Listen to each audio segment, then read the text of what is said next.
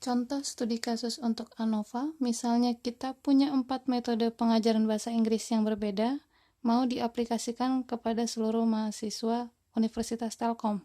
Otomatis kita ambil sampel dulu, tidak langsung seluruhnya. Misalnya secara acak kita ambil 40 mahasiswa, kemudian kita terapkan 4 metode ini untuk masing-masing kelas. Jadi kita punya 4 kelompok mahasiswa yang diberikan metode berbeda. Kemudian kita cek rata-ratanya, apakah metode ini menghasilkan rata-rata nilai mahasiswa yang sama semuanya, atau mungkin ada metode yang berbeda. Kita tidak sampai metode mana yang berbeda, tapi hanya sampai apakah 4 metode ini menghasilkan rata-rata yang sama atau tidak. Sehingga yang seperti itu menghasilkan H0 dan H1 seperti ini.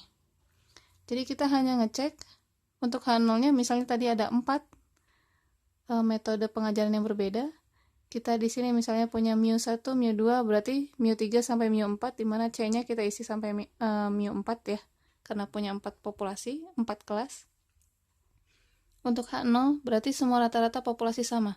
Sedangkan H1 tidak semua rata-rata populasi sama.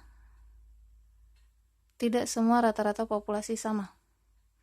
Minimal ada satu saja rata-rata populasi yang berbeda, maka yang diterima adalah H1. Kemudian kalau misalnya ternyata semua rata-ratanya sama, maka H0 yang akan diterima.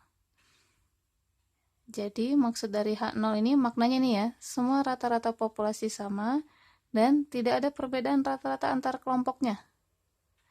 Yang menyebabkan ketika kita melakukan beda perlakuan alias metode pengajarannya berbeda pada 4 populasi, itu ternyata tidak memberikan pengaruh.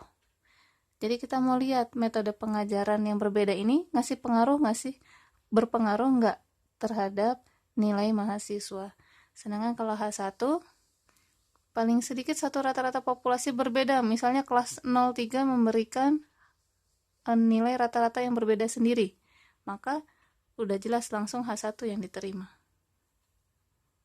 Nih ya, ketika H1 yang diterima tidak berarti bahwa semua rata-rata populasi berbeda, bisa saja beberapa, bisa saja hanya satu.